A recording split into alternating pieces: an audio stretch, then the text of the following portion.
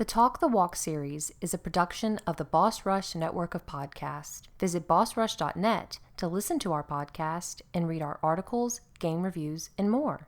You can also follow us on Twitter at Boss Rush Network to stay up to date with our content. Thank you for listening.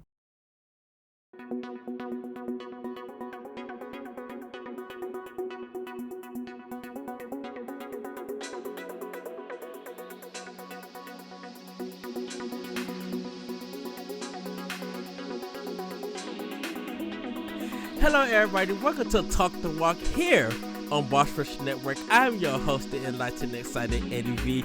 Joining me for this discussion, can't get that out for some reason, it's the celestial brush herself, Mr. Celeste Roberts. Hi, happy Sunday. I'm so happy to be here again for another Talk the Walk. Yes. And joining us are some special guests this time. She's the sophisticated Skylander herself, Mr. Stephanie. Hi, Sunday Fun Day. Yes. I'm so excited to be on here. Thank you for having me. Yes. And we have another zestful person here on the podcast. Of course, it's David Geisler from Another Zelda podcast. Hello. Hi there, Ed. How are you? I'm doing good. I had to think of the AZP. I'm like, okay, they are Another Zelda podcast. Oh, I should make the ZP something cool. Another zestful person. Yes, David. Yes. So, welcome. You're very good with coming up with titles. I'm so excited to be here. Oh, thank you, Stephanie. I literally had to think when I hear people's names. It's like, okay, what can I do something like really exciting for their nicknames and go ahead and just do some research and try some things. So this, if I may, this. Thank you so much for having me on the show, but me being on the show is 100% organic. I literally saw Celeste tweet a thing about who wants to talk about Gris, and I enjoy Gris so much that as a fan, I reached out to Celeste and said, "Can I come on and talk?" Yes. I tweeted it while I was at work, and then I think less than 3 minutes later, I get a text from David, Celeste, period. I want to talk about Gris, period. Yeah. I think it's a very influential game. So thank you so much for indulging in me and allowing me to be here and talk about this very artful game. Thank you, Stephanie. Any words? I didn't know you was coming on, but I'm so happy that you're here. Yes. Oh yeah. I was supposed to do a Spartan race today, and I would rather be here. So. Yes. So if everybody could see that we are talking about Gris, before we get into that, David, Stephanie, and Celeste are all from Another Zelda podcast that you guys definitely should be checking out their podcast. I think the new season is coming out soon, David, or is it? We had episode 1 of season 4 came out about a week ago as of this recording, and I'm editing episode 2 right now. And we have a few of them in the queue, so we're back on the track here, and it's been really great. It's been very exciting we had a little bit of a break there between 3 and 4 because of some of the COVID stuff and everything else. It's really nice to kind of be like moving and grooving again, So yes, season 4 is out now. We all got to meet in Chicago for the quiz show. And I could just say this, just hanging out with you, David, Stephanie, and Celeste, it would literally feel like Another Zelda podcast recording when we was at the table just discussing about Zelda. And I know we're going to get into go ahead, David. Oh, so sorry. It was an absolute pleasure to have you here. It was so great to meet you in person at the actual video game summit. But then, pardon me, you're absolutely right. To have us all hang out after, I had a little barbecue the next day just because I knew some people were coming into town, and you were an absolute delight. I felt like knowing that you would be on the show here today, and it would be Celeste and also Steph. I was like, oh my gosh, it's like I feel like I don't even feel like I'm getting on a show where I have to go be a guest and talk about a game. I feel like I'm hanging out with my friends today, and this is really great. So. I remember I walked past a table at the barbecue, and you, Ed, kind of hollered out. You said, David, which one's better, Ocarina of Time or Majora's Mask? And I was like, ooh, well, here we go. We're getting into it. I had to ask that. We're going to get into the discussion. Agree. I had to ask that because we did a Zelda ranking for Power Block. And some people feel that Majora's Mask is better than Ocarina. Not just but Ocarina is the classic. It was a good discussion, and so I had to go to the man himself and ask. I'm like, what are your thoughts? So I had a very long answer, and we won't get into it now. But honestly, it made me realize that we really need to have you on officially on another Zelda podcast episode, Ed, because that conversation was thoroughly enjoyable. Yes. Well, everybody, we are talking about Gris. Gris is a platform adventure game by Spanish developer Nomada Studio and published by Devolver Digital. The game was released for Nintendo Switch, Mac OS, and Microsoft Windows in December 2018, for iOS in August 2019, for PlayStation 4 in November 2019, and for Android in April 2020. The game has sold over 1 million copies. The game's title refers to the name of the protagonist as well as the Spanish word for the color gray. I remember seeing this trailer on Facebook and did not know what the game was about. All I seen was the animation, and I was just like, oh, I need to buy this. And when it said Nintendo Switch, the day that it dropped, I ran to my Switch and purchased the game. How about you guys? Celeste? I had not heard of it until you mentioned that you wanted to cover it for Talk the Walk. So I have it on PS4. I rebought it for PS4 too. Go ahead, David. No, I'm sorry. I just said I rebought it on iOS just to give them more money because I liked it on Switch. Well, David, when did you buy it? How did you find out about the game? I got a Switch late. I actually only got a Switch about a year ago. And so I was missing out on a lot of the like Celeste and a lot of these kind of 2D artsy games that were coming out, Hollow Knight, all that stuff. Even Cuphead way back, So there was a couple of years there where I was really kind of missing out on the indie scene. And I was aware of Gris, and I had watched a couple like YouTube videos. Game Maker's Toolkit, I think, did an episode on it.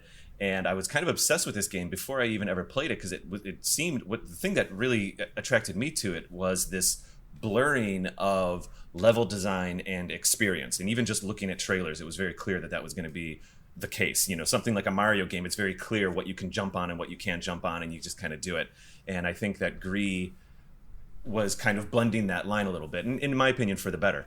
But so when I got my Switch for my birthday 2 Aprils ago, I immediately purchased a Link's Awakening, because that's about when Link's Awakening came out. But then my first digital purchase was Gris on the Nintendo store, and I played through it over the course of about a week. I kind of did it in chunks, even though it's not a very long game. I'd play for an hour a night and then kind of put it down, and by the end of the week I'd gotten through it, and I was moved. I teared up at certain times. I was very moved by this game.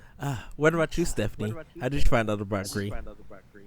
Similar beginnings like David, where I got my Switch launch day just because of Breath of the Wild, but I was very late to the indie scene, which is kind of weird because now I'm all about indie and Zelda. And I first heard about Gris when people were talking about it on Boss Rush podcasts. Like someone would randomly bring up Gris. I'm like, what is this? Gris? Gris, what is this? And it also made our Boss Rush bucket list. And finally, I'm like, okay, I have to check it out because everyone else is saying how great it is. So I looked into it, didn't know much about it, but I did really appreciate the art style. Mm-hmm. And so as soon as I heard, I already bought it and it was on my backlog, but I bumped it up my list when I heard you guys were going to do Talk the Walk for it. Yeah, that animation. This is the one game that I actually want Sony to take their art style and do a game with it. Like, after I got done playing with Gris, I was just like, Santa Monica, the people who developed God of War, take this art style and make a God of War game. Because this would fit it. This hand-drawn animation, and we're going to get into this game. Because, man, I know we got different opinions, but, man, just... For a debut game from Nomada Studio like this, it's been a long time since I've seen a game done this way, where everybody was just like I was kind of. It was hard for me not to give it Game of the Year.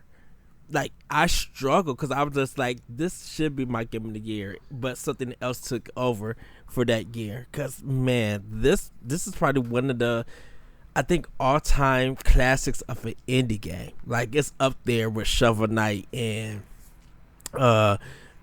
for some people, Rocket League and stuff like that. I think this is probably one of the best indie games to come out this generation, but we're going to get into that later.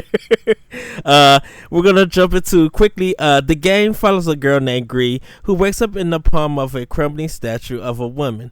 She attempts to sing out but quickly becomes choked up and the statue hands crumbles, dropping her to the colorless earth below. After landing, the girl continues walking forward and discovers a number of strange structures that seem to be powered by mysterious points of light resembling stars. The girl could collect these lights to gain new abilities such as turning into a block of stone and creating new pathways made of constellations.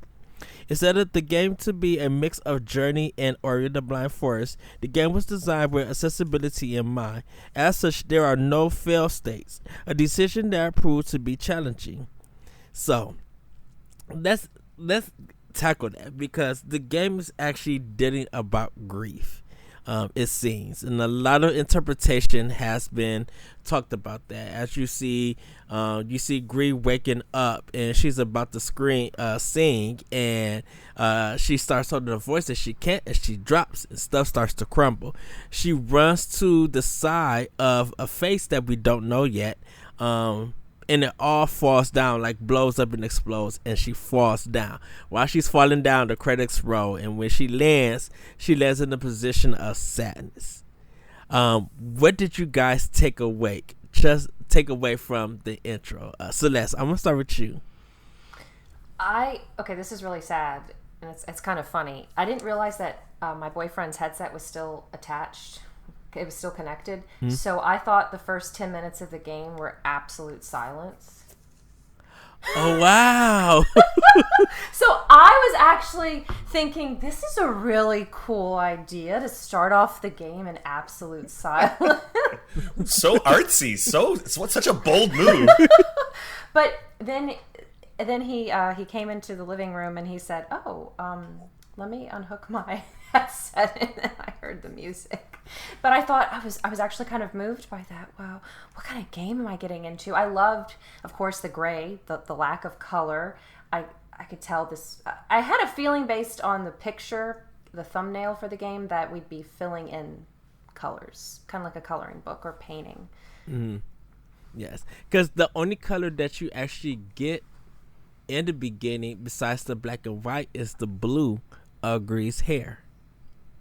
That's the only color that is in the beginning, with the gray. Stephanie, what did you think about the intro? Oh, I really loved it. I felt it was a very creative intro. They don't have the standard, not that there's anything wrong with it. With most games, when you boot it up, it has, the name of the developer, the publisher, and then start the game. Whereas here, you get kind of like a cold open, and then you get to see credit. I appreciate, and I'm more willing to pay more attention to the credits more so that way.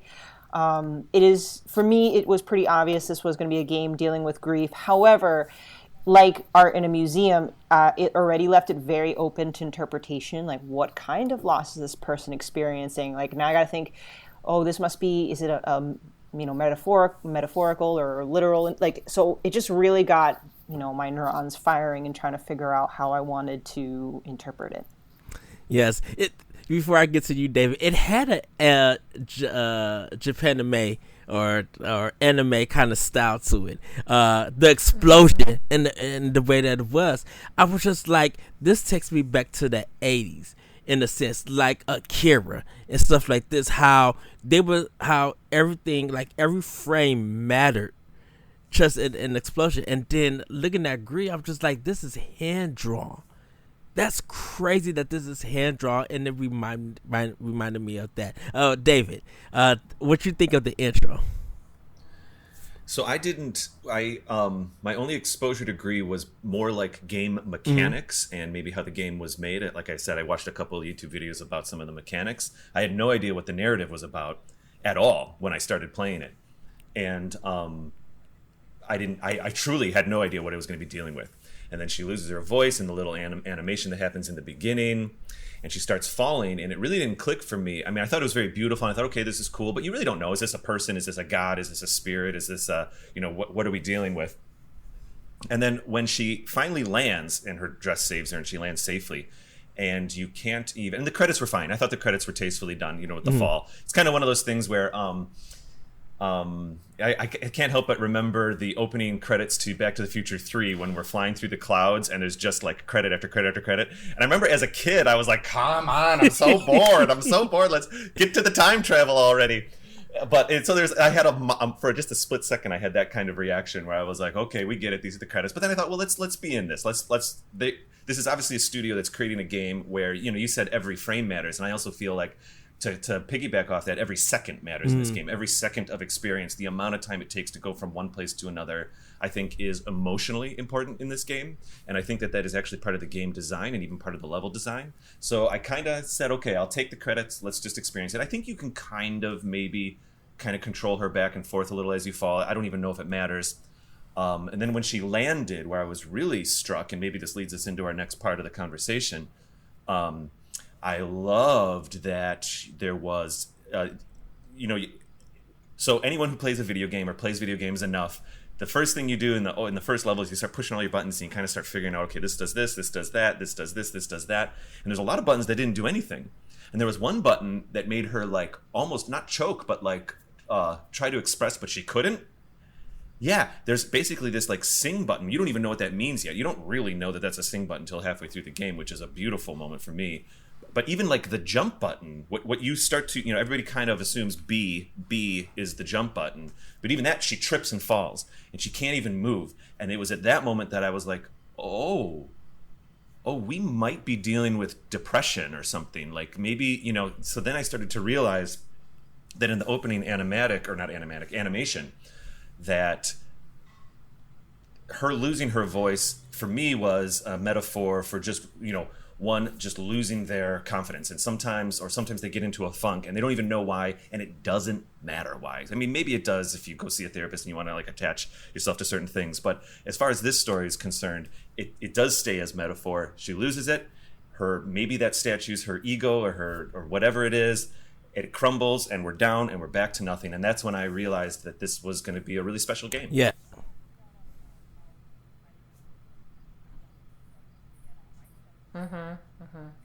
It was actually intentional. So, I'm sure. Yes, of course. because when she fell down, that's why when you are going forward, she walks slow. She's in her depression. She's in her grief. All of that was intentional. Because when you stop and realize she starts catching up speed, that's when you actually can take control of the character to jump and everything. So everything they wanted you to feel the impact of her falling into this level of grief with it. Yeah, that's a good point, Ed. There's a solid 15 seconds where all you can really do is walk to the right, and all you can really do is walk slowly. And again, it's one of those things where maybe you just got done playing some other game, maybe you just got done having lunch in the real world, but it helps us focus in on this game. It really helps us bring us in. It's a little bit like being at an open mic or something, like, where there's a bunch of poetry read or something. Like, you need those 10 minutes to kind of come into it, and I think that's exactly what they were trying to do with this experience. What was interesting about this, that I was watching the video and did not even pay attention. If you drop down from the beginning and you go left, you see all the hands and everything that fell, and she falls down to it in sadness. And I'm like, I've never thought about doing a Metroid thing of going left. My thing was just like, she's walking slow and I just want to go for it, because you cannot really backtrack in this game. You are in that one particular section. If you miss something, that's it. You gotta restart the whole chapter or you gotta replay the whole game about that. So as Gris continues to go on, I love the part that she's in this white and black mood, and then at one point she just levels up. She looks like she's crying, and then she expresses herself, and all the game does is turn to red with this beautiful different shades of red and stuff. I do like at the one part that she falls down and she's just sliding, and while she is like sliding, the music is playing, and it feels like you see the red background and you see her just sliding on this black hill. So it's this black shadow that's going down in front of this red background. And it's just like, that is a cinematic moment that you see and don't even realize that. But the red's kind of representing her anger in a sense. So we are in the red section. What did you guys think of this whole section just in general? Stephanie, I'm going to start with you. Oh, thanks. Actually, just to kick that off, did you guys, we're now touching on the 5 stages of grief. Before you entered the red desert area, did you stop in front of the statue to get the achievement of denial at all? I think so. I want to say is it Steph, maybe I did it, but maybe I didn't recognize that it was a metaphor for denial. Can you speak to it a little bit? Well, I missed it too, and it was only later in the game when I achieved, I don't know, I think it was depression, and says, oh, it's 5 stages or whatever stage of grief. Depression, I'm like, wait a minute, I missed anger and I missed denial. What happened? So when doing research for the show, it's, I wrote down here, you need to pause in front of the statue to get the denial challenge, but you need to stand there for like 10 seconds or around there. And I'm like, I don't know who's going to really do that. So, like, just personally, I was kind of, kicking myself. Like, I want to get all the 5 stages of grief. Like, I want to do that. But I don't know. I want to explore. I'm going left. I'm going right. If I'm going to the left and the statue's blocking the way, okay, I'm going to turn around. I would not think to just stand there and do nothing for 5, heck, even 10 seconds. So, okay. I'll move on from that little. No, that's interesting.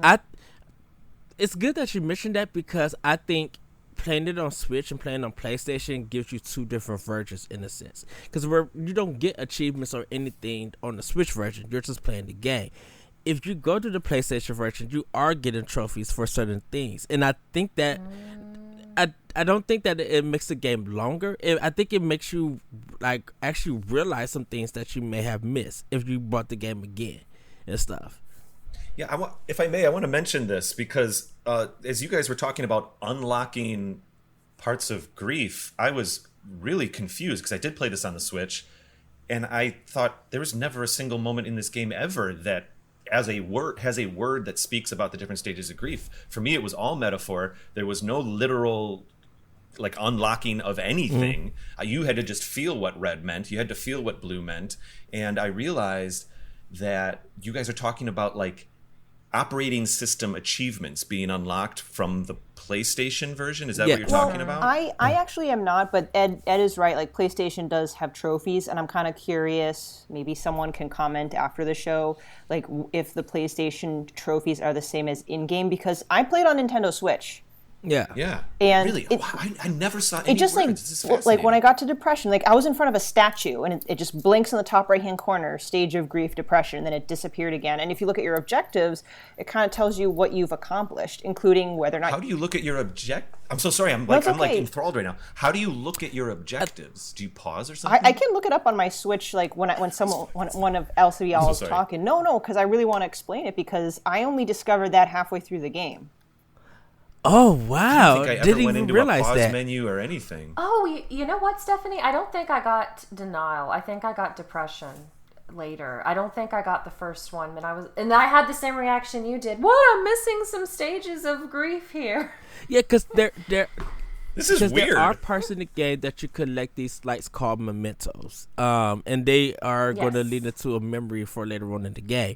They're opposite of what the little lights that you collect that help you make bridges. That's separate.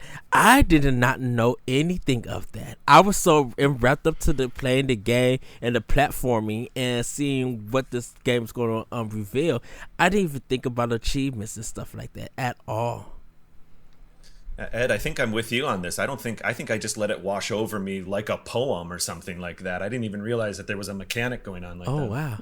Yeah, sorry, I didn't mean to derail that, but it was very, it's very important. interesting. I think it's good to bring up. Right, welcome to Talk the Walk. Yeah.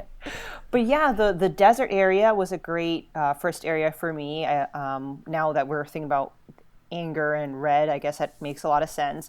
It was a great introduction to the game mechanics. I think you work on unlocking heavy, which is where I think it's the Y button, you turn into a heavy block, which will protect you from the gusts of wind.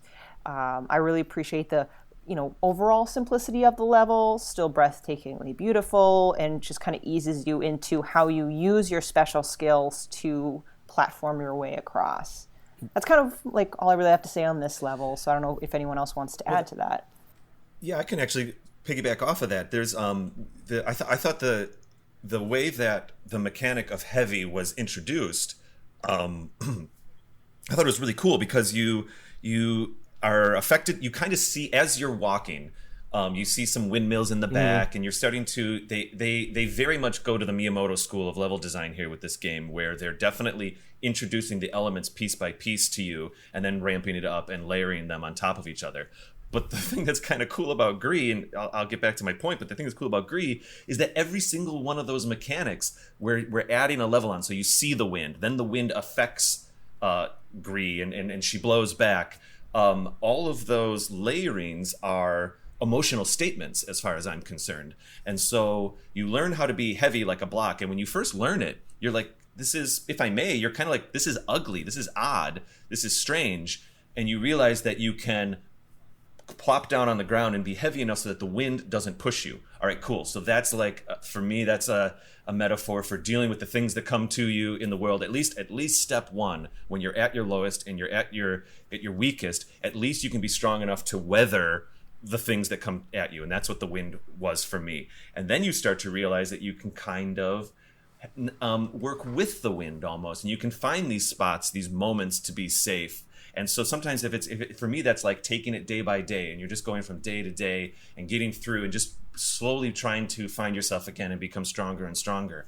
And then the coolest thing with heavy is that at a certain point, you don't really use it as an attack, but you start to realize that you can use heavy as a tool, and it goes from being a passive situation, mildly passive because you're still choosing to do it to protect yourself from the wind, but now you can use it as a tool to move forward. So now heavy isn't just to create a shell. Heavy now is to make a choice to become stronger and find more things and move on. And I think that that's not only is that wonderful level design where we introduce that there's going to be wind, we show what the wind does to you, we show that you realize that you can weather the wind, I guess you could say. And then when you think that that's maybe the only thing you use that mechanic for, later on you realize that you can use that mechanic to progress and move forward and to take action in your environment. And I think that's cool. I think this just happens over and over in this game as far as I'm concerned. Yes. Celeste, what did you think of the red area, the anger? Oh gosh, exactly what David was saying. There's a poem by Robert Frost called Out Out. I don't know if you all remember that one. And it's beautiful but depressing. A young boy injures himself with a saw and he ends up dying. And the end of the poem, I think it's up to interpretation. It's something like the people who witnessed it they went about their day, or they went about their lives because they were not the ones dead. And it seems kind of like, oh, we're nonchalant about this boy's passing. But at the same time, it kind of reminds you, the wind reminds me, it's what David was saying. Life is going on. You still have to go to work. If you have children, you have to address your children. You have to address your duties. Mm-hmm. And so you kind of form this shield, this rock. You become like stone to get through the day. And I mean, I think almost everybody has experienced that, whether you're dealing with a death, the end of a friendship, the end of a job, anything, any horrible thing, sad thing that's happened in your life. And I thought that was very beautiful. And I love that color red in that section. Yeah, it's just, I like the different shades of red. Like sometimes the red would get darker, like it's in, or it would, when you get higher up, it gets to this pinkish color. But sometimes when you're just like, what I love about the wind part, David, and all the guys that you mentioned it, is that you don't have the block part yet. And the wind is blowing, so you have to hide behind certain things. And then, yes, you're right. Thank you for bringing that up, Ed. I totally forgot about that. You don't get the shield yet, and you just have to hide in the world. Oh, yes, that's a wonderful step. Yeah, so just now thinking about it in this conversation, just like she's hiding between things to hide her anger and stuff. She know that, it kind of feels like it's getting built up, but she gets to a point where when she does turn into the block power, she has to face it. She has to face her anger and everything. And when you get to the end of it, there's a certain windmill section, this big windmill that you have to get through. So you platform all the way up, and then you just it's one part where you have to turn into the block and drop all the way to the bottom to match the little connection so the windmill could rise up. And it's kind of like you had to address.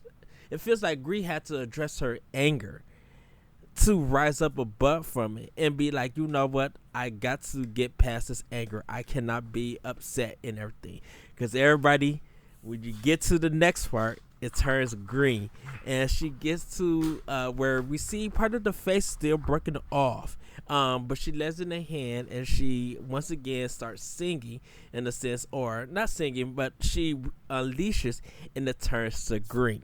So it's kind of like this nature kind of thing. And once again, you get to a point where you're sliding down to the next section. And this is probably my favorite part of the game. You are in this forest area where the trees are now green, and you still got the background of red and blacks going on. So it's a mixture of, still some anger, but kind of some relief in a sense. And it turns out that you meet a friend who loves apples. And it's just like, oh my goodness, I love how they played around with color in this game with the red and the green to make apples, and like he's your buddy. David, I'm gonna start with you. What did you think of this green area? I also think the green area was a highlight for me. I remember enjoying my time in the green, I guess you could say. But I wanna circle back real quick. So for me, when I was experiencing Gris, red didn't trigger as anger for me. My interpretation was that it was pain. I was thinking red and blood and pain and all that kind of stuff, and I didn't necessarily interpret it as rage or anger. I think it's cool if it is anger. I think maybe they're even pretty similar, the pain and all of that. But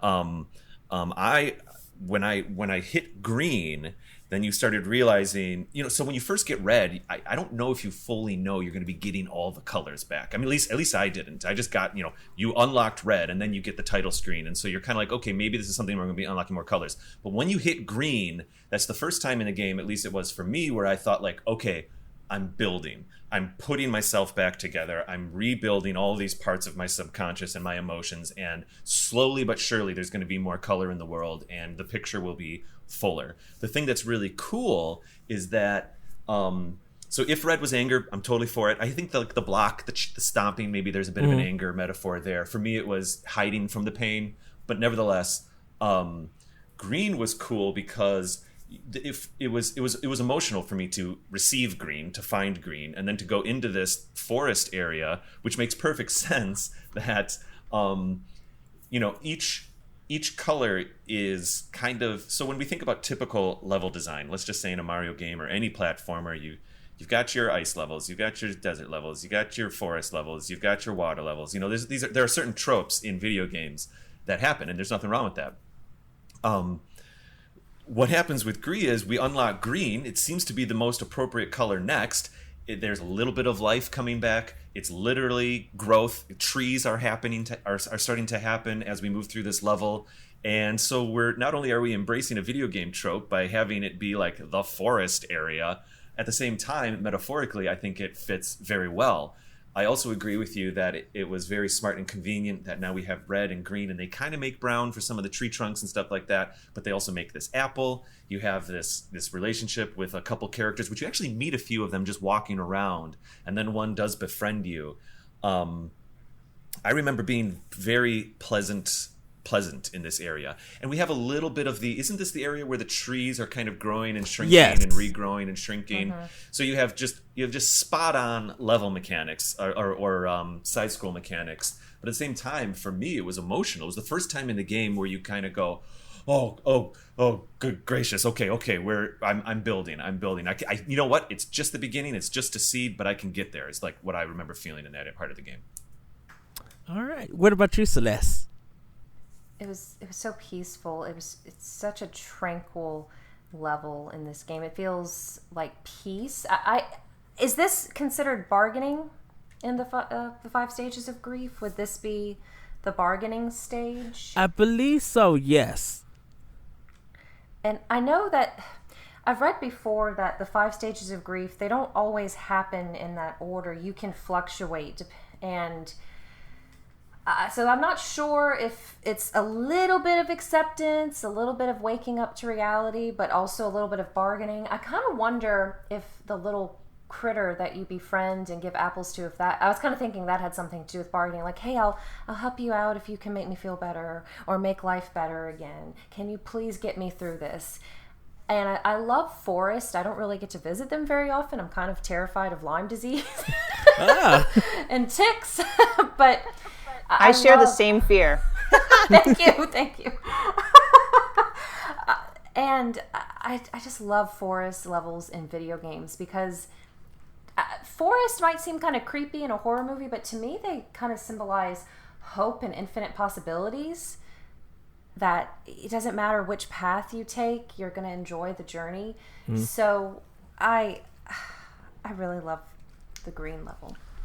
Celeste, please, if I could interject for a second, you gave me a new thought here as you were talking, and you helped me realize that the relationship that Gris has with the little forest character that she ends up creating a relationship with, I think there's also something there where, because really for me, Gris was a journey from being passive to being active, to taking control of your emotions and your life. And I don't know if I experienced the stages of grief as much, but that's what's great about this game. But this is the first moment where, okay, fine, I spoke about you feel growth because of the green and the literal growth and all that kind of stuff. But this is the first time where, even though it's baby steps, even though it's just an apple or just a few things, Gris can actively improve someone else's life. Just in a small way. She's not saving the world or saving the universe, but she's helping that character get what that character wants and needs. And of course, there's all the level mechanics that we can discuss, but you helped me just now realize that I think that's the first time I spoke about the stomp becoming active. Well, now Gris can actively affect someone else's life, even in a tiny way. And that's cool. That's the beginning of rebuilding yourself, you know? That's beautiful. I love that. Stephanie, what did Steph? Sorry. No, go ahead. Stephanie, what was the green? What you think of the green area? Yeah, that forest was probably one of my favorites for multiple reasons. First, touching on like all the artistic style that was alluded to earlier. You know, anytime I do coloring or my son colors, when you put red and green together, it's just an eyesore. It's horrible. But because it's more of a watercolor palette, and Ed, you mentioned earlier with red, there's various shades of the color. It actually blended together real well. Because again, when I think red and green, I either think Christmas or it's a horrible combination. So, you know, that artistically, music's great throughout. I'll agree with David. Is for gameplay mechanics, which I'll have a lot to say more on later. But the forest had my favorite type of mechanics. Like I love the trees that, you know, open and close. Some open and close based on when you jump or how many times you jump. So that was a very cool, unique puzzle. It was challenging enough, but not too challenging for really terrible gamers like myself. Like it was not bad. I like the little underground levels where you get to see the creatures. There's other creatures that you don't necessarily interact with directly, but they'll chirp and they'll peep, and then they might scurry away when you get too close. It just makes the environment living and breathing and full of life, kind of like Ori and the Blind Forest, where the environment is alive. And then I definitely don't have to get too much into this if we'll address this next, but I appreciated the first quote-unquote boss, but not boss by the end, which is that black bird. But yes. I'll pause there in case we want to, you know. Yeah, we could. Well, I wanted to make one more comment about the colors, Steph. When you were speaking there, you helped me think of something too. So in you know, the light spectrum, red is the easiest color for humans to see, at least. And so that's red is oftentimes, that's like why we have red stop signs. It's the easiest color for our eyes to detect. However, in color theory, green is the most calming color. That's why there's like the green room in a theater or in a television studio where the performers wait is literally always painted green. That's not an exaggeration. I've been in a few of them, and it's to help people relax and feel calm before they go out on stage or whatever. So now we have the easiest color to see, which was the first, even though it's a passionate color. And now we have the color that's most calming. And I agree that when red and green get mixed in weird ways, it can be pretty ugly. But at least in this relationship, we have easiest to deal with and most calming at this point. Yes. What I kind of liked about it, I mentioned a little helper that you get apples and stuff. Is that he's kind of start mimicking you. So he's kind of now looking at you like you're a mother. That's what I got from it. And it was just like, oh, wow, this is, because she's feeding him or she's rewarding him. He's just like, hey, you're like a mom to me, so I'm going to mimic you and help you out. Because there are parts that he does help you out. And when he gets the last apple, he hops down and you go in this underground tunnel where rest of the people that look like him, these squares. And then you get up to a point and he gives you your next ability, which allows you to turn into a bird. And allows you to double jump and float. So that's when we get into... while you're breaking pots and stuff and everything, sometimes you'll see some red birds or red butterflies. But then there's a part that it gets dark. And it's this big red bird who is just like, he's the antagonist, or it is the antagonist, I should say. I can't say he. It is the antagonist of the game. That you really just like, what? Wait, I passed through some blacks, in the beginning of the game. Did that form this kind of bird thing? But even though there's still black stuff around here to make to play around with the shading with it. And it was just amazing to see that, and the bird, like we said, you cannot fail in this game. You cannot die. You just blow you to the other side, and you keep going up, and you sometimes would use his air that he's screaming at you to help you get to other platforms until you get to the next part. What did you guys think about that, Celeste? So I always like looking up symbolism with animals and colors. So I looked up what does a blackbird symbolize, and this is from whatismyspiritanimal.com. Death, change, and mystery. Ooh. So whenever the bird appeared and started shrieking at me, it kind of reminded me again how you're slowly, gradually returning to normalcy, and then this disruptive thought appears. You remember the cause of your pain. You remember something bad that happened to you. It's kind of like I've been through hard times, and it's usually for me it would be at night when my mind is slowing down, and that's when the sad thoughts or anger would enter my mind when I don't have distractions. So that's what the blackbird reminded me of, that, hey, the pain is still there, and it's going to come when you least expect it. Ooh, did not even think about that. Wow. See, this is the thing about Talk the Walk. So people will bring so many theories and notes and similarities and research and stuff that I'm blown. Did not know anything about that. That blows my, and that makes the level, I think that makes games even more deeper and the narrative more serious and, impactful and everything. Oh, wow, now I want to just sit on that. Ed, and also I think the speaking about the black bird, we shouldn't forget that that a little bit before the bird appears, Gris does her stomp and falls into basically a little mirror puddle. Yes. And you might recall that by doing a few stomps, weird little tiny little blackbirds come out in this mirror world, and that's actually the source of they eventually form together to create this entity, this black entity, this black inky entity, which in this case manifests as a big huge bird that can roar. So I mean, in many ways, I think it's fairly clear that this inky black antagonist is the subconscious, or the swing of the pendulum of, even though we're going through a journey where we're rebuilding ourselves and making choices and becoming stronger, there are times, like Celeste was speaking to, where you can regress, or you can fall back a little bit and something can come back and trigger and attack you, and you have to deal with it. And the idea that I think it was very well done, where we have this area of I don't know what to call it. I call it a puddle, but it's not a puddle. But this mirror area, Yes. it was Gris falls down, and you don't really know what to do. There's actually nothing you can do except stomp. And after you stomp a few times, you notice a few more birds come out, and then they finally form up and like help you move on. But speaking to the bird boss battle in quotes, that was a very moving moment for me. That's when I really like clicked in. That's when I dialed in and said, okay, Gris doing something really special and really cool. Because again, we were kind of using, okay, so the bird would chase you and scream at you if you got too close. And so you've already learned how you can protect yourself from wind. So you build your shield.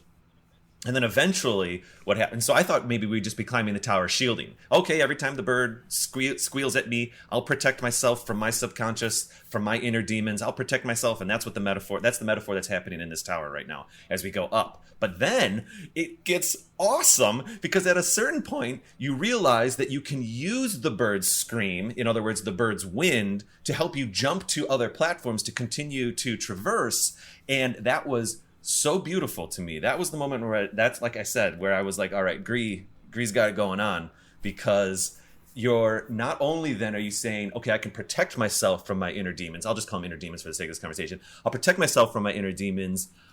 Cool. But then you say, you know what? I'm going to accept them and allow them to also fuel me, but not like Gris does not scream back. It's not about attacking your inner demons. It's saying, okay, I'm going to take them. I'm going to have them be a part of me. And also now, in some ways, even though it's weird, I can use some of this to get to new areas. And I was touched at this part of the game. I really was. It kind of feels like every time you got closer to the end of that section, you were overcoming.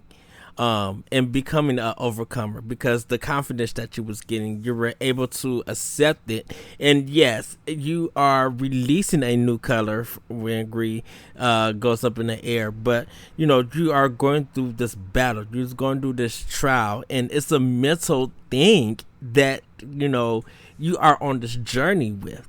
And so we're gonna hop into the blue, because I think this is my second least favorite part of the game compared to the following section. So, you get up in the air, you meet the statue again, and you kind of see that the face is a little bit, almost there. You see the lips, but you don't see the actual eyes and everything. You release this blue and you fall down, once again, you slide down and you fall into water. So now the background is blue with a little bit of green and a little bit red here. And as you completely go forward, you kind of get into this icy dark cave area. And so you're playing around with water and ice. And the power that you get in this one is to swim around. Okay, so this is the part I didn't like, because of the way that you try to swim around and jump in, like move and stuff. It gets to a point where there's a lot of puzzles that you're trying to get into to get stuff and you can't get through. And I think this is, for some people, the connection to help them understand. This is the water dungeons of The Legend of Zelda for some people, where it's the most frustrating thing because it takes so long to get through. It's not poorly designed or anything, but it was just like, I think just the freedom that I was having with the green and red section, it kind of felt like it got taken away when I had to deal with this ice section. Well, I do want to say, Ed, real quick, that this is the area of the game that feels the most like a quote-unquote Metroidvania. It's the most concealed. It's very, how am I going to get through this slightly large puzzle, the moment-to-moment puzzles. And I can see how that could be a little frustrating. Yeah, so, David, what did you think of this blue part, or this blue section? So, I loved it. I really enjoy. So I played Gris. When I play a 2D indie game, if I'm able to play it with the digital, the up, down, left, right, the 8 directions, I usually play with the digital. I don't really like the analog stick. Though obviously with this swimming area, a little bit like I think Rayman Legends did this, you can swim in 360 degrees if you use the analog stick. So I was finding myself using the digital controls to walk around, run around. I'd jump in the water and I'd quickly just switch my thumb over to analog so that I could swim really smoothly. I do think there were platform challenges in this part. I was less affected by metaphor in this area of the game. I think there was some nice stuff, but this was a very technical part of the game, in my opinion. I think we're also dealing with, at a certain point, you get a little bit of like altered gravity. There's a little bit of Mario Galaxy going on in there where you're jumping and then the gravity changes and you can pull around and move around. And I think coming off of the emotions that I felt after the bird boss battle, I didn't mind something that was a little bit more technical, a little bit more even spooky sometimes. I was fine with this area, but I found myself clicking more into I'm playing a game now and I'm going to execute these game mechanics than I did having like an emotional experience. Because if I could if I could jump back to the bird battle for a second, you can't perish in that boss battle. In fact, it's quite clear that for the most part you can't even really go backwards. You're almost just executing triggers for a quick time event, but it is a very important thing that you're doing. And you're just embracing those emotions as you're going. This area is the opposite of that. This area is technical, is skill based, and for that though, I mean, I loved it. I love Metroid games, and I just kind of found myself having less emotions but more execution in this area. Okay, Stephanie, what did you think of this blue area? I did not swim around thinking, all right, this is going to be the water level and I'm going to hate it, like I have traditionally in the past every time I encounter a water level. In fact, I found it very serene. Like I like, hitting the swim button, I do a little twirl and whatever. But unfortunately, and it's not because it's actually there's water in it. Unfortunately, I think it coincidentally just really was a challenge for me. Again, I'm not the best at video games. That the ice portion, I didn't even realize that you created an ice copy of yourself. I was like, what is that ping, boom noise? Like every couple seconds, like what the heck is that? I'll admit, I had to look it up. I'm like, I know I need to get up there. How am I going to do it? And why do I still keep hearing that stupid noise? And then I realized, oh, okay. And also, there's a part more towards the latter half of the area where it's like this above ground and underground building, this structure. And I had a very hard time figuring out what columns I could pass through versus what columns I couldn't. And I'll admit, it got very frustrating, and I had to swim around and go. And I had to cycle back around that area 4 or 5 times because I saw a memento, and I had to get it. If I see it, I'm like, I'm not gonna leave this level until I find it. And I just kept bumping into the walls, driving me nuts. So. Celeste. I don't know if that was just me. Oh, no, I think that was me too. Celeste, what did you think of the blue area? Blue is such a soothing color as well. I'm guessing this is the depression part of the 5 stages of grief. And I love water ice levels because they're very serene. They usually have very beautiful, calming music, kind of like Donkey Kong Country 2. I think it's in a snowbound lane is the name of the song, and those levels. And I was frustrated with the little ice creation as well. I had to look up, how do I get this scale to work? I did use a guide for this game for some parts, but I don't know if I'm jumping ahead, Ed, when I mention the next animal that appears. Is that go too ahead. soon? Go ahead. A turtle appears and swims to the depths below.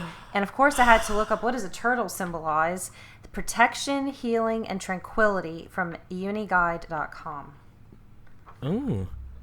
Well, and in many ways, you kind of create that turtle by collecting the little dots and everything, and then the turtle comes to be and brings you down really deep. You're absolutely right. But I also remember that turtle feeling...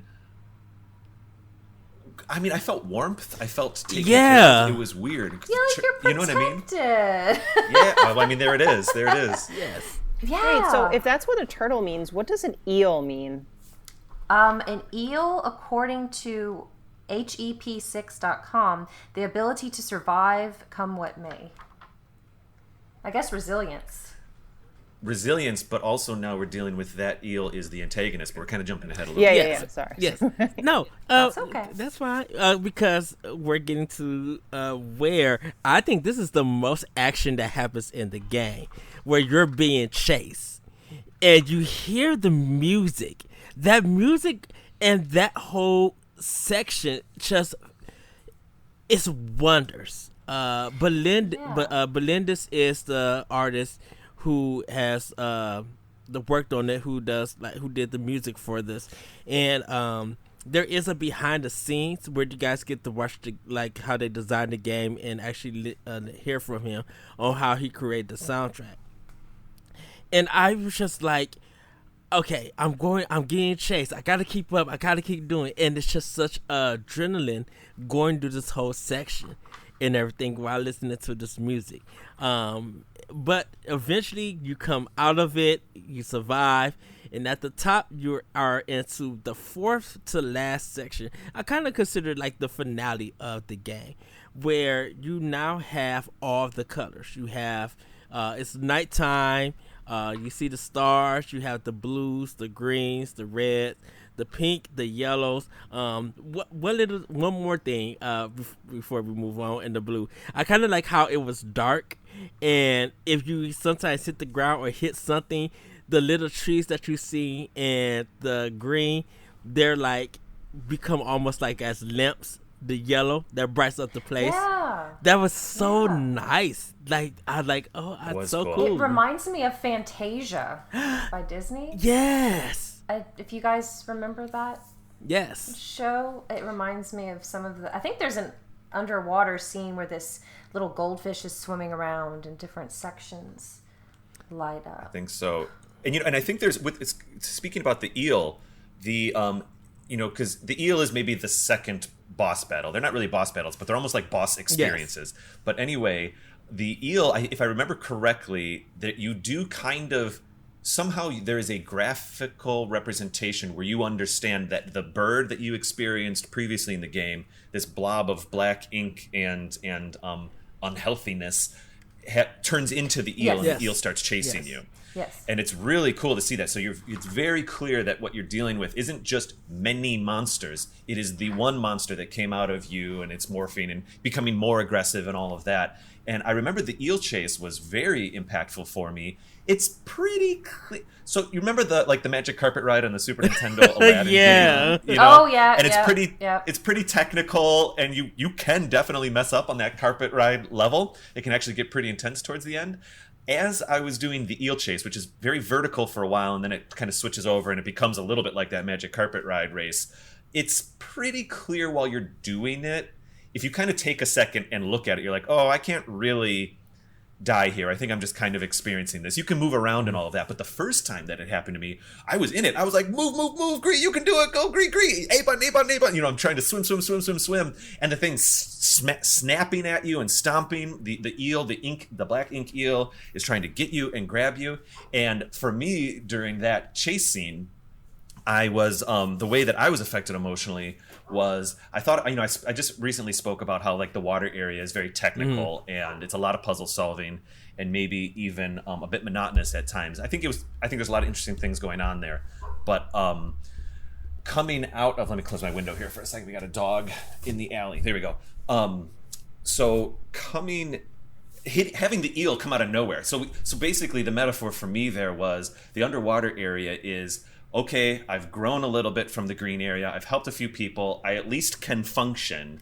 And now I'm going to go function. Now I'm going to go solve a couple puzzles. And, you build, quote unquote, the turtle, which is your house. And the turtle brings you to a place where you feel safe. And then, bam, out of nowhere, you get hit with that thing that was lurking in the background that you almost forgot. You didn't even know if it was going to come back. Maybe the bird is gone, but then you realize that it's there and it's back and it's bigger and badder than it was when it was the bird. And it doesn't actually destroy too much, but you persevere. You persevere and you move forward and you run for It your life. made me jump the second time he appeared. Not the first time he was the ill cat chasing you, but after you I was talking about the trees turning into lamps and stuff, showing the light. You doing that little section, and next thing you know, bah! He gonna come get you. I was trying to control. I was just unexpected, literally unexpected, and I think that was just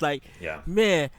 That was a jump scare for me. I have never jump scared in games, besides Resident Evil when the dog jumped through the window the first time. Maybe the dogs represent our anger and grief in Resident Evil. Well, in many ways, with that jump scare, you've gotten to a point where you feel like I've overcome a certain amount. I'm just going about my tasks, and it is for me an example of how you can come home from work or whatever, have a day where all of a sudden you just get hit again, and you don't know why, and you got to deal with it. So that jump scare also still is a metaphor, in my opinion. Yeah, I think the turtles rescue you and take you to the next section. When you go, that's right. That moment right there. If I was a very emotional person, I probably would have just put the controller down and just cried. I teared up. I teared up at this point. I remember because it was just like you said, Celeste. It has that Fantasia kind of feeling to it. It really was a Disney experience with that. I would have said a Studio Ghibli, but Studio Ghibli, they have their way of magical realism is kind of very different. So we get into the next section, and it's kind of like I said, we have all the colors. In this section, you kind of get your voice back, but you also are doing different kind of forms of platforming. So when you sing, it opens up these yellow these pink plants that you could jump on and everything. And when you hit a certain line in the level, you turn upside down. So kind of like Super Mario Galaxy. If anyone who played Mega Man X5, there's parts where you could jump at and you'll go up in the sky, and so you're upside down doing the platforming. It's kind of stuff like that. Yeah, I'm sorry, Ed. I think I misremembered that gravity part to be part of the water area. But anyway. No, that's completely fine. So we're at the final part. I guess this is nighttime, I'm gonna say. I put it down as yellow because I felt like that was kind of the next color, and you just see these beautiful plants and these beautiful outlines of this world. There's a balance in everything. Before we get into the ending, so Celeste, what did you think of this section? It's very celestial. It's beautiful. I love the stars. I love the colors. I love the columns. It had a very Grecian Roman look to it with the plants and the columns. It frustrated me though, because I struggled with the part where you flip and you go to the other side. Yeah. And I was trying to reach certain things, and I actually had to get my boyfriend to help me with some parts. I'm not jumping right. I don't know what I'm doing. Here's the controller. Please help me because I'm about to scream. Yeah, as beautiful as it was, this was the most frustrating part of the whole game to me. Maybe it was intentional. I wouldn't be surprised. Was she flipping emotions? I do not know. I just don't like that platforming in this thing, because it's just why? Once again, I just this game is beautiful. It has a great flow, but why this? Why is this? I think it's kind of it's a standard progression of skill requirements. You know what I mean? We've learned about the swimming. Now we introduce the gravity. Then they do the gravity and the swimming and you're jumping and all of that kind of stuff. I do think that it was the most challenging part of the game as well.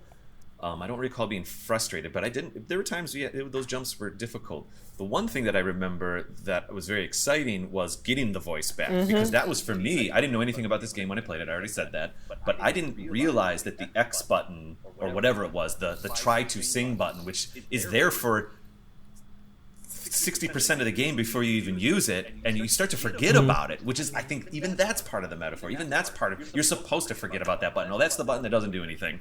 And then you realize, wait a second, that's the button that makes me me. That's the button that makes me be special. The one thing that I can give to the world is this button that I couldn't do this whole time because I was broken, because I went through challenging things, because I just went through life and rebuilt myself, and then I also survived like the bad things coming in again, and now I've gotten to a place where I can be the reason I am me. Oh, so cool. Yes. and you kind of see you see the actual face of the person that you have run into. We're going to get into that a little bit. Stephanie, what did you think of this yellow/nighttime portion of the game? So it all came together for me color-wise because we've had red, green, blue, yellow, and it dawned on me those are the 4 primary colors. Yes. So it kind of, creates all the other colors and all that, happy, fun stuff. The voice, getting the voice back and being able to transform all the flowers, the peacocks, I think, the birds that were there, really was a saving grace because by that point in the game, I was frustrated with some of the things, but being able to utilize that voice and change the environment was very refreshing for me. And so it motivated me to keep going. I had a love-hate relationship with the kind of upside-down mechanic, because at first I was getting like Stone Tower vibes from Majora's Mask. But at the same time, I'm like, this is brilliant, though. I like the execution of it, Yes. I kind of like the little... it's not an octopus. It's some kind of robot thing that you just stand on and then like watch you do part of the thing. Yeah. I thought that was like really the rock thing with the legs. Yeah. Like the spider kind of. Yeah, I thought that was kind of cool. So we're at close to the end of the game. So spoiler alert, if anyone, we are going to talk about the ending, but we're going to also talk about the secret ending before it actually leads to the game. So, if you have not... You should see David's face. Secret ending. So... Well, yeah. I don't know. Who collected all the mementos real quick? Yes, that's what it is. Okay. So, when you collect all the mementos... I have no idea if I collected them all or not. I know I didn't. I need to go back. I've played this game twice. I have no idea. So, if you could collect all the mementos, and there are like walkthroughs and strategy guides to help anyone who wants to do that, you get to a point where it's this big circle and you use your voice. And when you sing, it kind of opens up into a moonlight. This is separate from the moonlight that you do when you sing. And it shows like the statue and her around the big moon. That's a nice shot right there. Separate from that. It kind of tells you why Gris fell into depression. She kind of has a mother/sister. It doesn't tell you how their relationship is, but it looks like someone older than her that she was very close to. And at this point, she gives you this little white dot or white light that follows you around. So when you realize that these white dots are following you around to make bridges, it's because of that. It seems that Gris has lost this person and it put her into this level of grief into it. So when you get to the end, you're about to get to the ending, and the darkness comes back for one last time, and it yells at you, and it shows you the face of Gris, and it yells at you, and it swallows you up, and you just fall down into it. When you get to it, you're back to the black and white state. There are some color parts here and there.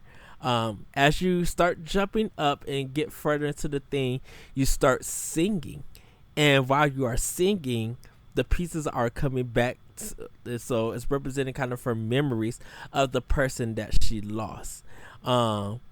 And while that is happening, the darkness is trying to come up and swallow you. And Gris is still singing, she's singing, and the darkness actually starts covering you, and the screen goes black. But then you start hearing harmony of it. So Gris and the statue or the memory of that person starts singing along with Gris, and it destroys the darkness. And at this point, Gris runs to it, and like kisses it and hugs it, and you just see this water fall down from the statue. The statue pushes you down, or actually push you up to the end part where you jump and skip, because it opens up its eyes to see you and everything. And you're walking up, and you're going into the clouds, and the game fades out to darkness as the end, and it goes into the credits. Emotional. Good stuff. That's right. Emotional. Stephanie, start it off. I completely missed. I interpreted this so differently. I love the fact that maybe there is some narrative about it's a person who's been lost in Gris' life. I think for me, because it is fairly abstract, and I'm not trying to say it's not that story. I believe that's accurate. Everyone can look at art differently, but I was seeing the rebuilding of the statues and the characters and the environment as Gris confronting alternate versions of herself, and the love with this character. I saw that as Gris finding another version of her entity, and then accepting that and finding that self-love again is how I interpreted all of this, which is fine and great. So for me, it was really about if you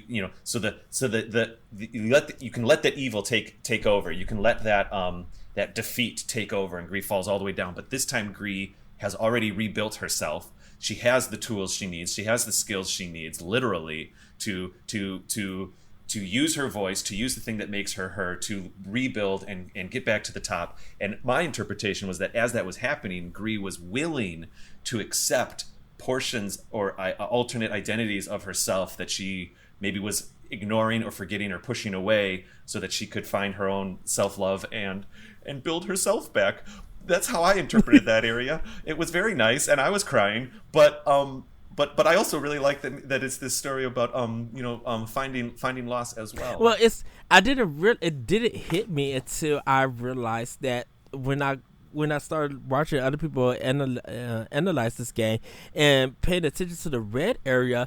That's why you do not see the faces in the background. That's why you see the person that she's looking at is covering her face up, crying or being it looked like, I thought it was shame, but it was hiding the grief, because it feels like that person that Gris lost Gris, and it's that separation that caused it. So in Gris' mind, or in her journey, that's why you are seeing broken pieces that you're seeing the face hiding, and you don't actually get to see the face, I think, to the third section. That's why when that shot, like I mentioned, with this, when it fades out and it's this big goddess in Gris by that moon, that's when you kind of realize, oh, that's the connection there. Stephanie, what did you think about this portion? Oh, it just made the game worthwhile, finishing it to completion. I did tear up when, she, kissed the statue and just all that stuff. I only looked up the additional ending after the fact, because I just wasn't able to collect all the mementos, because if you look at the hub where you bring all your stars to, I think they're little etched shapes and spots where you find the mementos, and I was at 3/4 or almost all the way done with the game. I noticed a ton were missing, so I got so mad at myself that I missed them, and I couldn't easily go back. So without knowing that ending, so to speak, when she disappeared in the stars, I'm like, wait, did she die and she's accepting her own death? That's one way I thought about it, but no, it was definitely a complete journey where we were walking through Gris' shoes, but also kind of made me think about the times that I went through the loss of a loved one, or a very bad breakup, or losing a friend because they moved. And what resonated the most was, it's true, as you make progress and bounce through various stages of grief or whatever, even when you're thinking that you're fine, there's always that very heavy darkness that's inside that can really just gotcha at any moment. So yes. Celeste, what did you think of this section in the ending? Oh gosh, I think I'm gonna piggyback off of what everyone said. I didn't know okay, so when I saw the statues, like at the beginning, when I saw the statue covering its face, I thought, did something happen to Gris? Did someone attack her? Like, I know this sounds very dark, but I thought, okay, did something really serious happen to her and she's trying to work through this? Did someone... I thought that too, Celeste. Okay, yeah. Did someone hurt her and she's trying to cope with the aftermath? Essentially trauma. Yeah. Coping Yes, with trauma. exactly. And then there's a sarcophagus at the end as you're going up the star stairway. So I thought, okay, again, is that a metaphor for Gris herself? Did she lose someone? And I do a lot of research after these games, like Stephanie does, and I'm like, okay, what does this mean, and what did I miss? And there are multiple interpretations for this game. Some people go along with what David is saying, that it's all about growing into yourself and finding your identity, coping with trauma. A lot of people say what Eddie and Stephanie have said, it's you've lost a sister, a friend, a mother, aunt, whatever. And I don't know.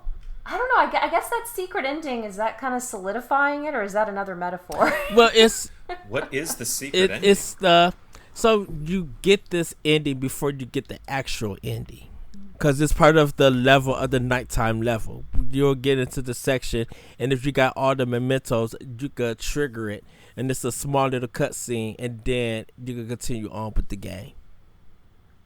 Could you tell me what happens? I don't recall if I maybe I got it, I didn't know. So when you get the mementos, when you get to that section, you are seeing, and it opens it up, and you get teleported into this cutscene where Gris and the statue, maybe her mom or her sister or whatever, the statue is connected, showing them they were together, as friends, lovers, family, whatever. And the statue hands Gris the little light thing that you use to make the bridge and everything. And then after that, it goes back into the game. So it's just showing that Gris, the person that Gris was with, is who she lost. So whatever their connection was, their bond was, it was really strong, and she lost that bond when that person somehow maybe died or went away or whatever. And so Gris has made a statue of this person in her mind or whatever to her, as a memory. And because it's kind of like the story of her, that's why you don't see her in the beginning. That's why you only see the hand and the crack, because now Gris is dealing with grief. So probably before she died, she had the statue in her mind, that the strong will, strong bond. And now that she's gone, grief has came into her and is affecting her world. Wow, Ed, that's so deep. Yeah. So, interesting. Yeah. So I put it out there, and I asked some people, what do they think of Gris? Should there be a sequel? Which we're gonna actually just like talk a little bit about, because me and my friend, we were talking about it, and I was just like, does this game need a sequel? Definitely with us watching the indie direct, I was just like, well, we don't know what they're showing. Maybe Gris 2 could be announced and everything. But we did have some feedback. So EXPcast said the music is both haunting and beautiful. Props to at Berlin's band for one of the best soundtracks. Grace Morales said, the music in Gris is so well done. It's such a relaxing and serene experience. However, I don't think that it is a game that needs a sequel. It's so strong as a standalone one-time thing. And Late to Gaming said, it's a fantastic game. I think everyone should play. It's beautiful in every way. Visual, music, gameplay, and story. So, I asked, I'm going to start with you, Celeste. No. Do you think Gris should have a sequel? I think it's kind of like when you're painting something or you're writing something, you're doing any kind of creative passion project. At some point, you have to step back and say, "It's done. I'm not gonna add anything else. It's perfect the way it is." I think it would muddy it up too much. I'm not quite sure what the sequel could entail, because unless we see Gris thriving, but I think the way the way it ends is more impactful. Okay. David, do you think Gris should get a sequel? I think no. The quick answer is no. I don't think it should. I think Gris is a piece of interactive art that has game mechanics in it. I think it's beautiful. I have bought this game for other people, for them to just experience it the same way that you may want to share a good song with someone or something like that. And maybe like a good song, you don't really need another one of those songs. You can just listen to that song. And I think I would love to have I don't have this research in front of me at all. I would love to see if Nomad, I'd love to see what they do next. Let's put it that way. I think they should keep making games. I think that they've got something going on here. I adore the art style. I'd love to see that art style return. But as far as the narrative or the experience of Gris, I don't think it needs a sequel. I think just play Gris again.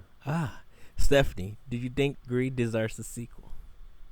So I think in a standard sense, probably not, just for all the reasons that maybe Celeste and David had said before. But it reminded me of an idea I had when I was younger, when I was thinking of all these books that I wanted to write, was have a series of either short stories or books where it surrounds a particular emotion. Mm-hmm. So one book will be about one emotion and discovering another emotion. And I noticed that there are more and more games. I think it's still it's still growing, that address, mental well-being. Like I think we alluded to the game Celeste before as well. And many, many more. And I think that there could be such a benefit to having these games accessible even for the casual gamer, mm-hmm. Those that maybe aren't into games and maybe kind of use it for therapy. So, like, for example, it would be amazing that Gris could get a sequel in a sense that Nomada Studio could put out a game of similar type and structure, but explore another aspect or emotion of human nature. And in a sense, it could be a sequel like that. So not a direct sequel, but I would love more snippets, stories, interactive media that surround the human condition. Okay.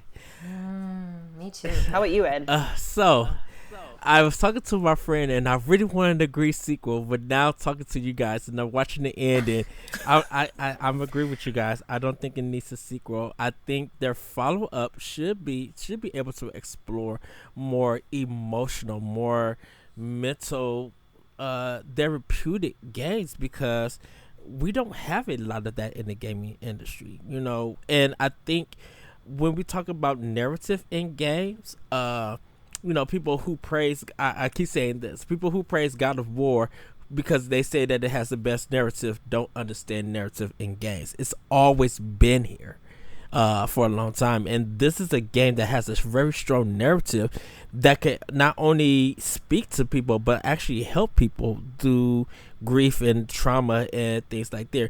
Another game I kind of want to recommend people play is Rhyme. This is I haven't played that one yet. I know, I've seen it on the store or whatever, and I've been curious. Play it on PS4 or Xbox. You can skip the Switch version. Or play it on PC. I only have a Switch, but nevertheless. if you want to play it on Switch, I think it's patched up where you can play. If anyone wants to experience, because Rhyme is a very emotional game, and you don't get the realization of what's going on to the ending, and I cannot spoil it at all. It's not a talk to walk kind of game. It's something that people should play, and then contact me to have a discussion, because you will have emotions. Trust me, you will have emotions. Like Mariah Carey. Yes. Yes. Rhyme is just a really good, and I think cool. Games like Rhyme, Papa and Yo, where there are these indie games that exploring this space. I think we need more of it, and I love to have stuff. I think that's why where we get to, because we are doing Life is Strange, that it's something that's going to speak to us, that we're going to be talking about and everything. Which, Celeste, I had to talk to you about Life is Strange, because I found some news from Corey, and I'm just like, I can't believe they're doing this. But we're gonna get to our final section. Should you talk Gris or should you walk away from Gris? Talk or walk. So, I'm going to start with you, Stephanie. Should you talk Gris or walk away from Gris?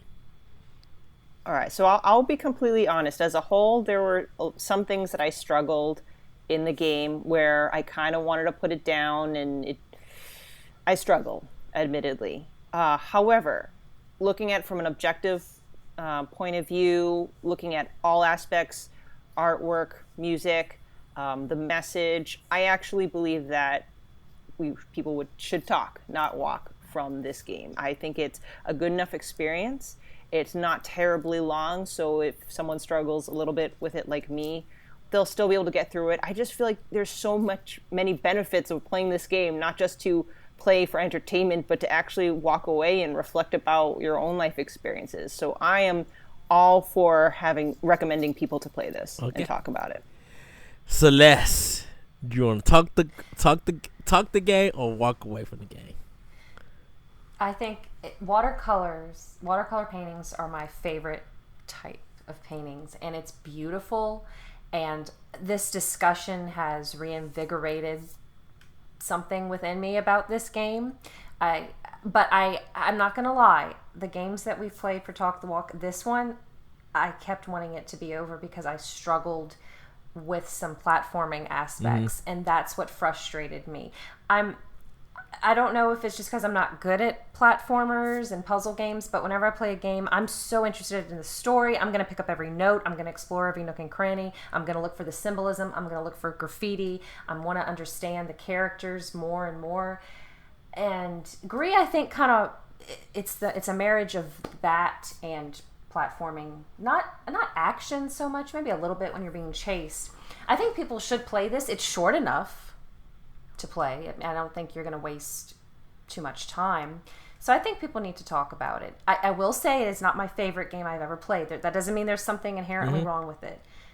But it's beautiful, and I love these types of conversations that get my gears turning. Okay.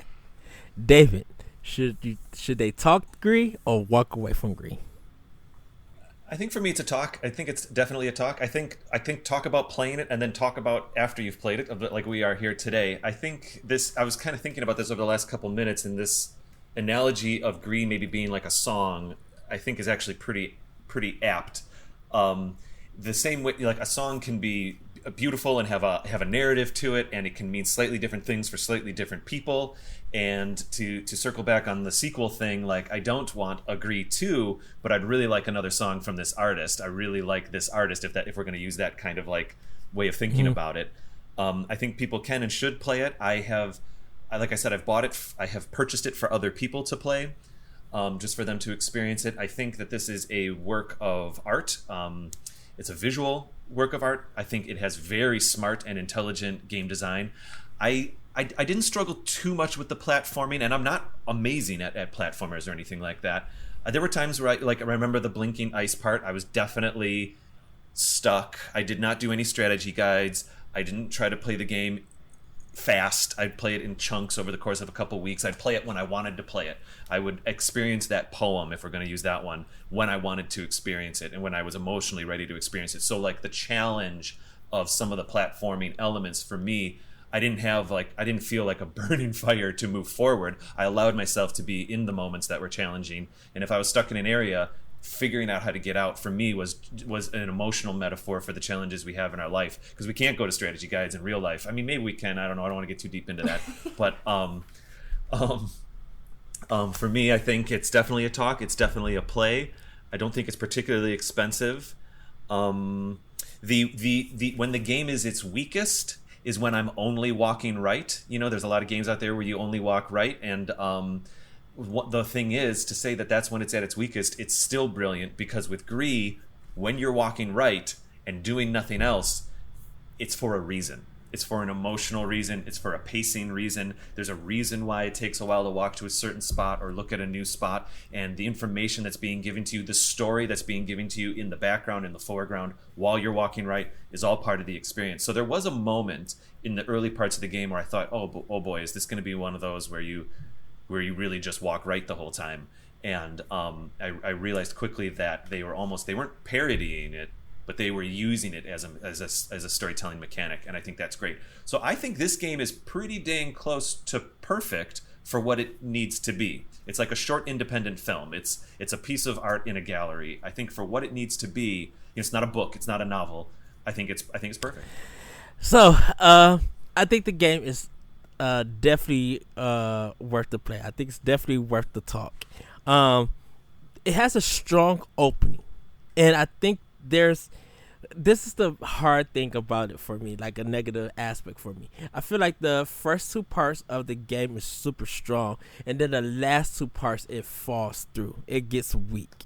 And I think it's like, I agree with you, Celeste, the platforming becomes very problematic in that third and fourth section, because it gets frustrating. Sometimes you got to redo a lot of parts over and over, and it's not until you actually get to the end and you see how the game concludes that it brings you back into it. In a sense, yes, the turtle part, when you finally get out of that frustrating water part, you're like, yes, I'm close to the level at the end of the game. Then you realize you got this frustrating platforming that you got to deal with, and it's just like the balancing of the level design is what like kind of hinders the game for me. But if you persevere through everything, you get the collections, you check the mementos, you take time to recognize what the game is about, and you watch the ending by putting the controller down. If you feel that the game is emotional and it's making you cry, you kind of connect to why things are happening, it becomes even more worth the play and everything. And I think a lot of people have been recommending, hey, you need to play Gris, like, to get this emotional state and everything. I think your first playthrough might be 5 to 6 hours, depending if you're like trying to get everything and this is your first time not watching a playthrough, not reading no strategy guide or nothing like that. I think it's about 5 to 6 hours, and then once you know what to do, it becomes very shorter for it.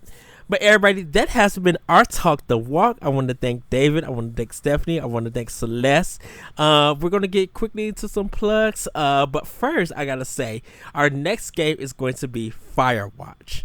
So, yes! So, hopefully you guys will be able to play with Firewatch with us, because this is going to be my first time playing Firewatch. I've never played it, and I'm excited for this discussion.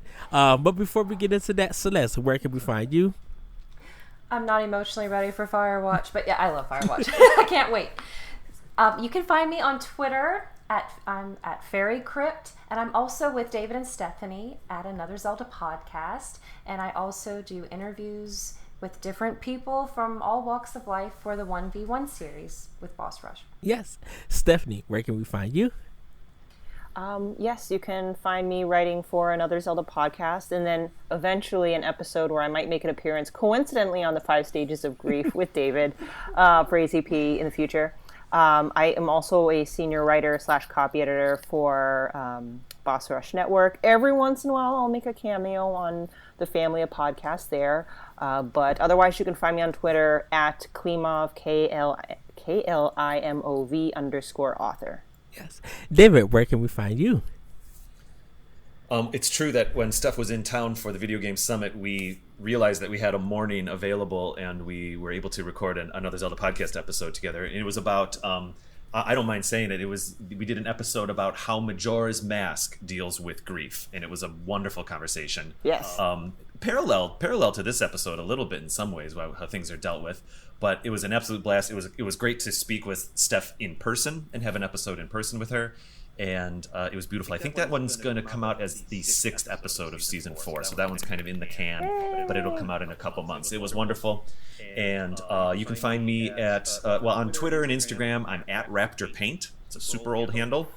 It was the origins were because I was joking with friends about a sequel to Mario Paint that was Jurassic Park themed. I won't get into it. It turned into Raptor Paint. And I'm living with it. It's been Raptor Paint for like 15 years, so I'm taking it. But anyway, Instagram and Twitter there. Otherwise, you can go to anotherzeldapodcast.com to find the show that we do. This was an absolute pleasure to see Steph and Celeste again.